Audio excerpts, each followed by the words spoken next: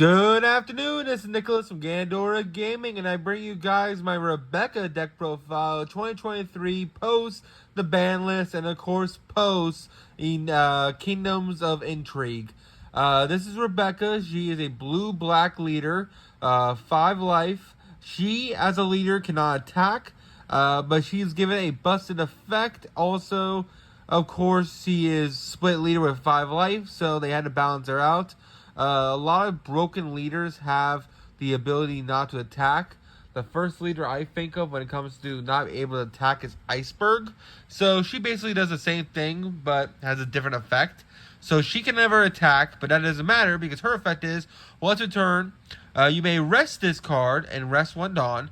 If you have 6 or less cards in your hand, look at the top 2 cards of your deck, reveal 1 Dressrosa type card, add to your hand, and rest the rest. So that is an insanely busted effect. So she just searches every turn as long as you have 6 or less cards in hand. Don't forget, One Piece does not have a hand size, so that is pretty busted. And the fact that she is black and blue is absolutely insane. She is one of the best decks in the meta, so beware of her. First things first, let's talk about the Dressrosa cards. So black usually plays a lot of navy cards, a lot of like really powerful destruction cards. And that is not how this deck works at all. There is lowering cost cards, there is destruction cards, but all revolves around Dressrosa. So Dressrosa is basically this archetype. It revolves around the field spell, which we'll get into the Colosseum. But basically, she cannot attack, but all of the units have the ability to attack turn 1. It's kind of a rush down deck, but it's not red. So we'll get straight into this. So first things first, we have Luffy. This character can attack active characters. That is a very important line. So this card can also attack cards that are rested. That's a big flex. Also, once a turn during the main phase, shuffle back 7 cards at the bottom of your deck in any order. This character restands itself, but it can't set itself. It has to basically once it sets itself again, can't restand for like 2 turns. But that doesn't matter because as long as you just have resources in grave, it can keep restanding itself anyway. So this card is OTKing Beast. It is absolutely insane. It's one of the best cards in the deck. Personally, I think you should play 4 of it, but I only can get my hands on 3. So I only have 3. So you're just going to bear with that. I'm also trying out Cavendish. A lot of people don't like Cavendish. I always thought Cavendish was interesting. Cavendish probably should just be a 2 of or a 1 of in a deck, and we play 4 Monkey D. Luffy, but instead I'm going 3-3 because it was a lot easier that way. Also, Cavendish is pretty interesting. So he's another character that can attack active characters with 1 Dawn attached to him. And then, basically, when attacking, rest your leader, KO 2 of your opponent's characters that cost 1 or less, then trash 2 cards on top of your deck. So you've noticed this whole deck revolves around, basically, your leader can attack, but that doesn't matter because we can KO and attack active characters with our monsters, which is absolutely interesting. Also, this deck revolves around milling your deck, but unlike Nabi, it's not a win condition in the form of, oh, I milled all my cards once I win the duel. Instead, you mill your cards so that you can activate your beneficial effects to then shuffle them back and restand Luffy. We also have Sabo. Sabo is one of the best blockers in the game. This guy is a 5 cost 6,000 black. And basically on block, he just makes, on summon really, basically all monsters on the field while he's on the field cannot be KO'd with card effects to the next turn. Also draw 2, trash 2 from hand. So he's basically a better version of Queen, which is absolutely insane. Next we have Olympus. Olympus is an interesting card. A lot of people don't like him. I kind of like him. There's not a lot of Dressrosa cards that are actually good, so we gotta go with what we got.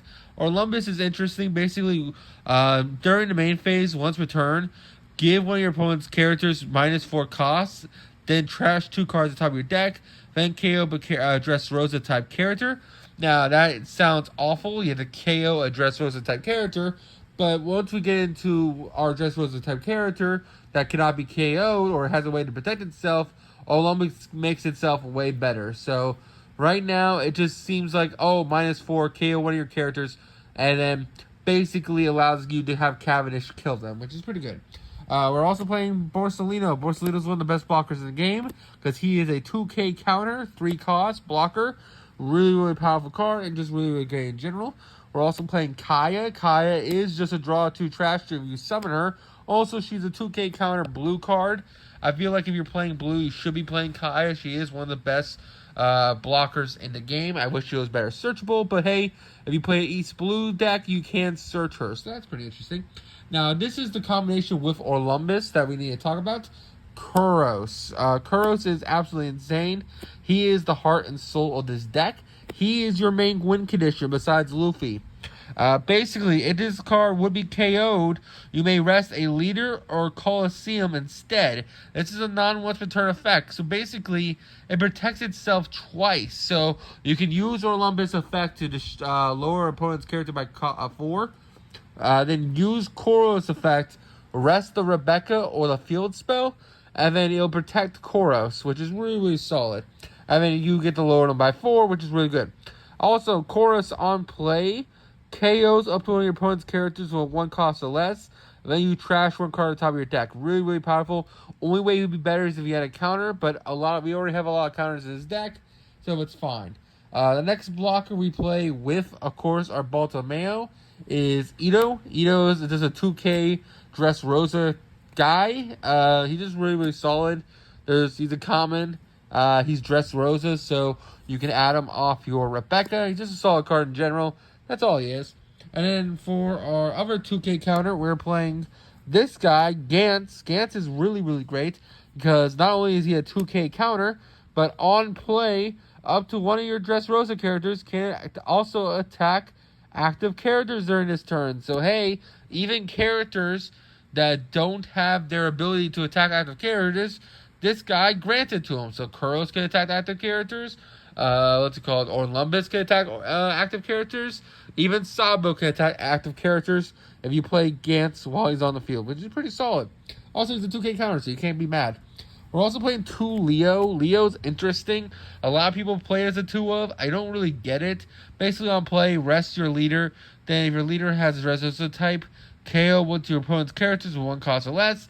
Then trash 2 cards to your deck. So again, it pops level 1 blockers. It also pops level 1 searchers, which is really good against like red, green, law, and decks like that. But it's okay. It's not a great card. It's a solid, like, hey, it's a flex spot search card, which is pretty interesting. And then finally, for our last monster we are playing, of course, Rebecca herself. She is the searcher. She's the Nami of the deck. Look at the top 3 cards of your deck. Reveal 1 Dressrosa type character. And then basically, other than Rebecca, and then trash the rest, which is really, really good. She's 1K Connor, 1 cost 2,000. Not to forget, Rebecca, the leader herself, also searches. So not only do you have in-archetype searching, but her leader searches every turn as well, as long as you have 6 or less cards in hand, which is just really, really solid. So that's all the monsters. Let's talk about the field spell. This is the heart and soul of the deck as well. The Colosseum. The whole archetype revolves around this card. This card is mandatory. We would play it at 4 if there was more removal in this game for field spells, but currently there's only 1 spell and only Black has access to it, and they don't really play it, which I think is weird, but whatever. But basically, if your leader is Dressrosa or a Dressrosa type character can attack characters on the turn this card was played. So it gives all your Dressrosas rush, which is absolutely insane. So basically, your Luffy can attack the turn he summon. Your Sabo can attack the turn he summon. Your, he can attack, Cavendish can attack the turn he summon. Or Orlumbus can attack the turn he summon. And don't forget, Luffy and him can just attack active characters, which is pretty solid. And then, of course, we have another spell. We have Gung Gung Kong. This is a main phase card. Basically, during the main phase, is your Dressrosa type character gains 6,000 power. And then, basically, if you have 15 or more cards in your trash, it gains double attack. So this card you want to do with your Luffy. And basically, this allows you to go, hey, my Luffy, with the cost of 3, becomes a double attacking 12,000, 11,000, because he's 7 plus 6, I think. So 7 plus 6.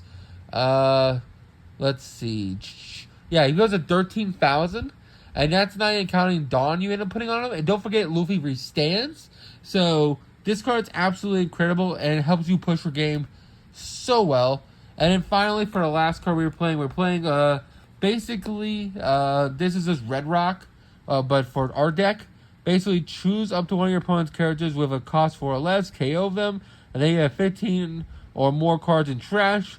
Basically, you get a KO of 6 costs or less instead of a 4 cost or less, which is pretty powerful. Don't forget, we do have the ability to lower costs, so it's a really solid card in general, and overall, it's just a great deck in general. So, that's my Rebecca deck profile. The only thing I would change is maybe I take him out, maybe I add 4 of him, probably cut him down to 1 or 2, and then maybe put another 2K counter in the deck or something like that, or Red Rock.